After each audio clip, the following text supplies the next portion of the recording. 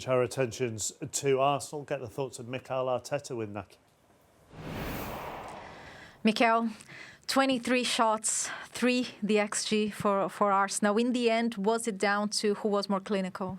Well, that was the biggest difference in the game because from any other aspect, probably we're the better team. But this is about scoring goals. They managed with the chances that they had and very deflected goals to score 2 goals. So credit to them because they managed to win the game like this. About these chances that Arsenal created, why was it so hard to get it done today? Does it get more and more frustrating and maybe it piles up mentally for the players? Well, obviously, when we miss the chance that we missed and then concede a goal is always tough. But I think the team reacted. The team was very willing. We tried it in various ways with different players, and we generated a lot of situations. But it's true, they defended their box very well with the lives. I think they blocked a lot of shots. Credit to them. We can do better as well there in terms of our decision, timing to shoot, and how we can do that. Yeah, you mentioned how they defended the box. They get a lot of credit by the way they defend. What is it that makes it so hard to bring up the pace and get those chances to break them? Because in the end, you found those chances. Yeah, we found those chances. We had a 1v1 situation with the keeper. It was the biggest chance in the game, for sure. And you have, at this stage, semi-final, you have to be clinical. We missed that today in relation to what they have produced, and that was the difference in the game. You mentioned the first goal. Very unfortunate the timing because Arsenal was building momentum and creating good chances. But how do you feel it could have dealt better with that long ball? Yeah, it's. I've seen the goal. It's something that they do. They create that chaos. Ball bounces. It bounces off 2-3 players. He gets in to the wrong player inside the box and he puts it away. There were a few times during the season that we've mentioned lack of fluidity, lack of creativity. It wasn't the case. In this sense, is it an easier fix because the chances were there? It's different from other games? Yeah, but obviously that's not going to take disappointment away. But yeah, the way the team tries every 3 days, it's unbelievable. And we have to be disappointed because it's certainly not the result that we wanted and hopefully they don't deserve. But that's the reality. How big of a mountain to climb is it to go to St. James Park, which is such a tough ground with this scoreline? Yeah, but I have full belief that I've seen my team playing against them, that they're an exceptional team the way we've done it. So I have full belief that we can do it. Thank you, Mikel. Thank you. Thank you.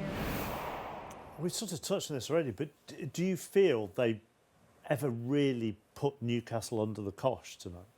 It was an interesting game because I never felt that, like we were alluding to there was a period of spell in about 10 minutes before half-time, before Newcastle got the first goal, where Arsenal were showing signs, but the big chances, obviously Martinelli had that massive chance, which was so key now looking at in hindsight. Yeah. This one here, I mean, as being in this position, I did say at half-time, I think when the further and further your way out from goal here, you've got to go across for me. Look, I know he's a bit unlucky. You could have took it further, Theo? No, I think if you do end up taking it further, the near-post finish is easier on the floor for me, personally.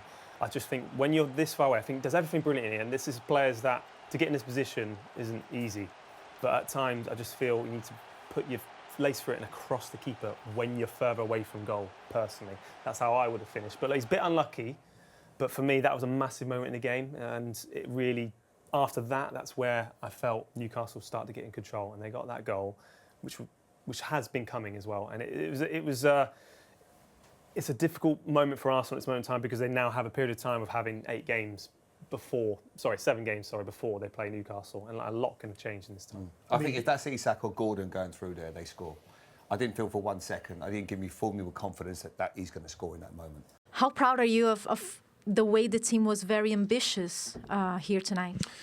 Yeah, I think it was a really interesting game. I think we started off really on the front foot. We tried to take the game to them. We tried to be ourselves, which we thought was really important. I thought then we probably anticipated we fatigued. The players have given so much in the last recent run of games. We've had a lot of away games in succession. And then it was about our mentality to defend, and we did that really well.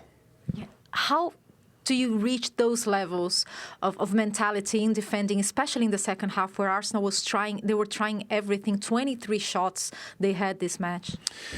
Yeah, I think that we know what's at stake, and I think the players to a man put their bodies on the line. They put their fatigue aside. We had a couple of injury problems at half-time, which we were trying to manage in the game. So Alex was feeling a bit stiff in his hamstring.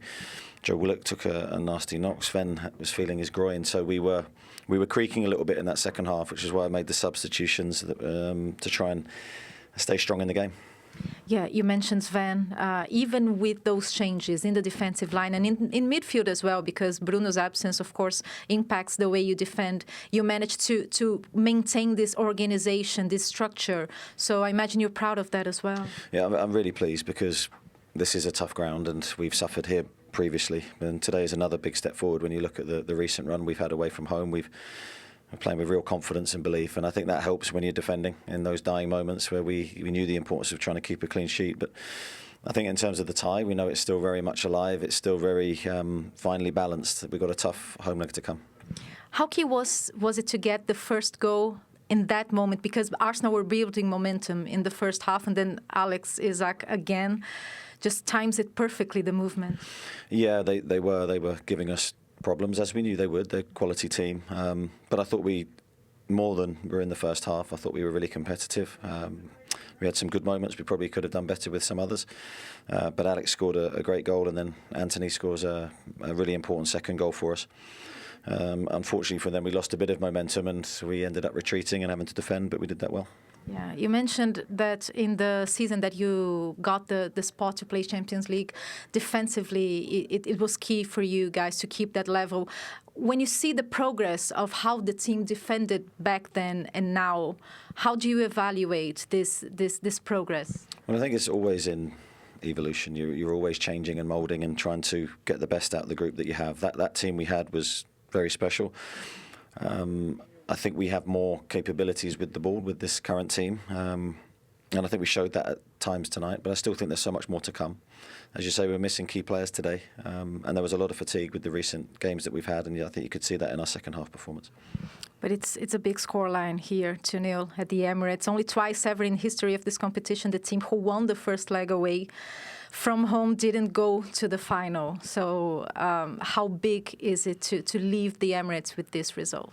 Yeah, I don't think that necessarily means anything. We know the qualities that Arsenal possess, and we know that the second leg we have our supporters with us, which is going to be hugely important to us. But we're still going to need to do everything right to get through in this tie.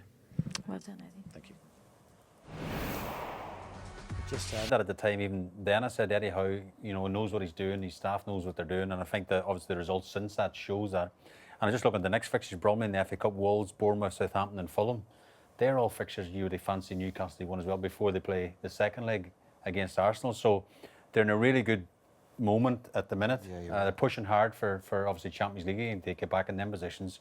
But again, to get their hands on this trophy we're sitting next to here will be the icing on the cake, and Eddie Howe would be a hero of Newcastle, that's for sure. Cool.